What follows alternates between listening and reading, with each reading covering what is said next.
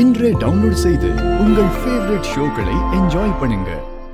இங்க எல்லாரும் தான் இவர் ஏதோ பெருசா சாதிச்சிடுவாரு, நம்ம வீட்டு பொண்ண நல்லா வாழ வைப்பாருன்னு நம்பிக்கிட்டு இருந்தீங்க. அதுக்கெல்லாம் வாய்ப்பே இல்லைன்னு இப்பவாவது நீங்க ஒத்துக்கிறீங்களா?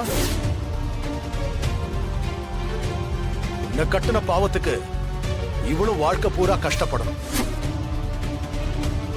இந்த லட்சணத்துல இவங்களை நம்பி இன்னொரு ஜீவன் வேற உண்டாயிருக்கு.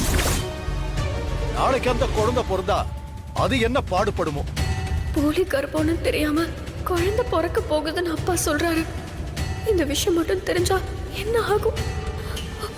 உண்மை எல்லாருக்கும் தெரிஞ்சா அவ்வளவுதான். என்ன கதிரு, நீ முன்னாடியே போன் பண்ணி அவங்களுக்கு சொல்லிருக்கலாம்ல. எனக்கு என்ன சொல்றதுனே தெரியல அத்தை. எனக்கு நேரமே சரியில்லை, அவ்வளவுதான். இப்படிதான் இவன மாதிரி வாழ்க்கையில முன்னுக்கு வர முடியாதவல்ல நேரத்து மேல பழி போடுவாங்க. அதத்தானே சாரு சொல்றாரு. இந்த மாதிரி ஆளுங்களுக்கெல்லாம் என்னைக்குமே நல்ல நேரம் வரப்போறதே கிடையாது. ஏங்க அப்படி சொல்லாதீங்க. கதிரி என்னைக்குமே உழைச்சு முன்னுக்கு வரணும்னு தான் நினைப்பான். உண்மையிலேயே அவனுக்கு கெட்ட நேரம் தான் நடக்குது போல இருக்கு.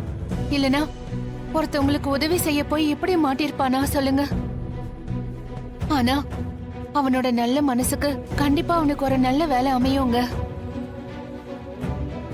ஆமா ரகு, அவன் நீ வளர்த்த புள்ள. அவன் நிச்சயமா முன்னுக்கு வந்துருவான்பா.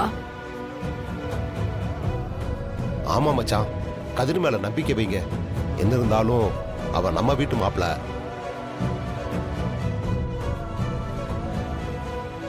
எனக்கு அந்த நம்பிக்கையே இல்லை. இந்த பொண்ணு புள்ளத்தாச்சியா வேற இருக்கா. இவளுக்காகவாவது வாழ்க்கையில ஏதாவது பண்ணி முன்னுக்கு வர சொல்லுங்க. நீங்க இவனுக்கு நம்ம வீட்டுக்குள்ளேயே அடைக்கலம் கொடுத்திருக்கீங்க. இதுக்கெல்லாம் நான் ஏன் அமைதியா இருக்கேன்னு தெரியுமா?